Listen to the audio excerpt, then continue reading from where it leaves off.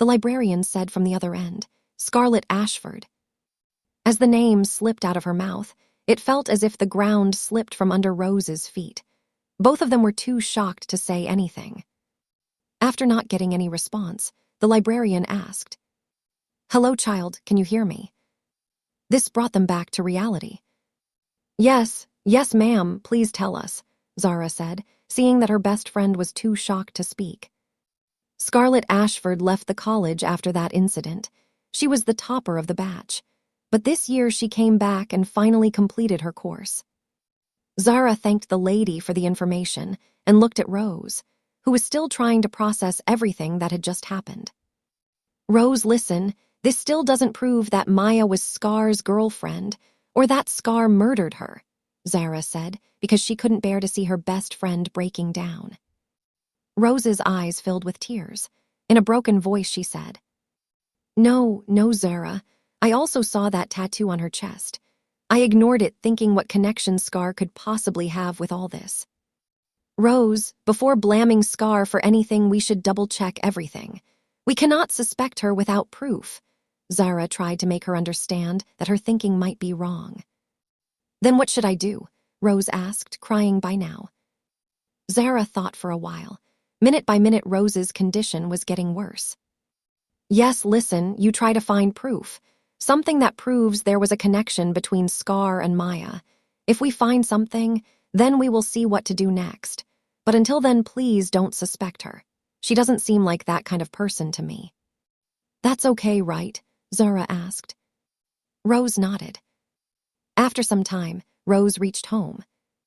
When she entered the room, she saw Scar sleeping peacefully on the bed, shirtless. For a moment, Rose forgot everything that had happened since morning and got lost in how peaceful her monster looked while sleeping. A smile automatically appeared on her lips. She went closer, caressed her face gently with her palm, and then slowly kissed her forehead. I just hope whatever I'm thinking turns out to be wrong, Scar, she thought to herself. Then she bent down and softly kissed her lips. I love you so much, she murmured.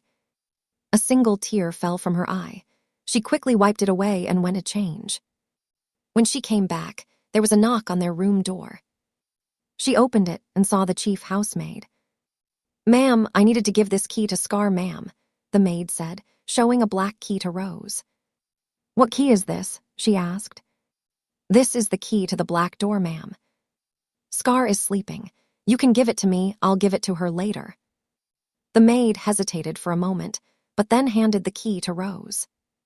Rose closed the door and looked at the key in her hand. Should I go inside the black door? Maybe I will find something there. But no one is allowed to go there except Scar. What should I do? I want to know the truth. Fine. Then like a TV serial daughter-in-law, I'll take the risk and see, she said to herself and walked toward that room. She stood in front of the black door for almost 10 minutes, deciding whether she should enter or not. Finally, she inserted the key into the lock and slowly unlocked the door. Carefully, she stepped inside and locked it again from inside. What she saw inside made her eyes widen in shock. She was completely stunned by the sight in front of her. The room looked like an ordinary art studio, where hundreds of Scar's paintings were kept. The entire room was filled with paintings. But that was not the shocking part. The shocking part was that every single painting in the room was of Maya. Every portrait of Maya was painted in a different style and pose. Rose wiped her tears and began searching the room for something more besides the paintings. She opened a drawer which contained many photographs of Scar and Maya together. It looked like a fairy tale.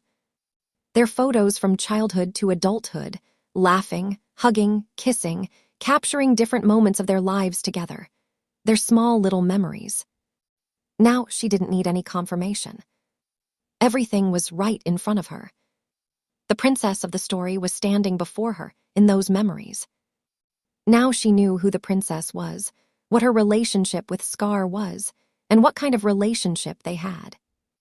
Everything in that room had a different story to tell. And every story proved how deeply they loved each other, how madly they were in love. She couldn't bear it anymore. She fell on the floor crying, hugging her knees, sitting among Maya's memories. She cried her heart out. Why, Scar, why? If you loved her so much, then why did you kill her? And why did you start a relationship with me? Why did you betray me? What was my fault? Was it that I loved you? Why, Scar? She cried uncontrollably. Seeing everything around her made her cry even more. She wanted answers. She wanted to know the reason. Due to excessive crying, she finally fainted there on the floor. When Rose opened her eyes, she found herself lying on her own bed in her room. She slowly tried to get up, but her head was hurting a lot, maybe because of excessive crying. Holding her head, she slowly sat up with the help of the bedrest. You're awake, she heard a concerned voice. She looked in that direction and saw Scar entering the room with breakfast. Rose watched as she placed the food plate on the side table and then sat beside her.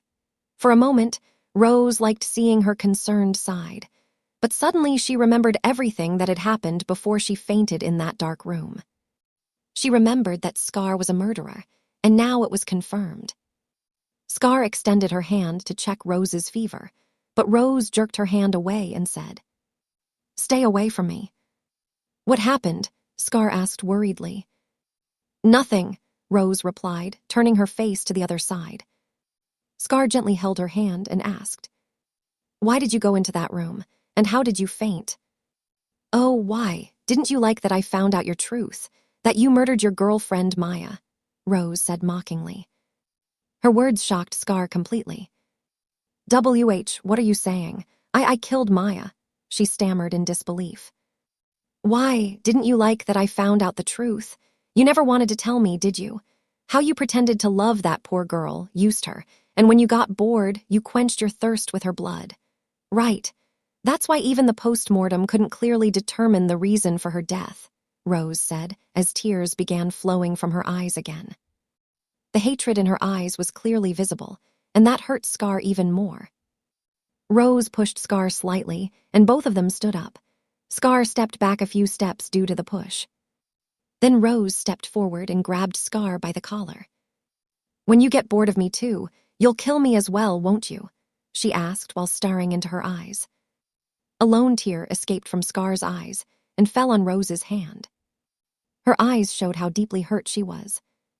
Scar jerked her hand away and immediately left the room, while Rose sat down on the floor again, hugging her legs and crying. After some time, Zara came to see Rose because she hadn't answered her calls since last night. When she entered the room and saw Rose sitting on the floor crying miserably, her heart sank at the sight of her best friend in such a condition. She immediately sat down beside her and hugged her. Rose, what happened? Why are you crying? She asked worriedly. Rose then told her everything, how she went into that room, what she saw there, and how she felt. Why did she do this, Zara? Why did she do this? She shouted while crying even harder.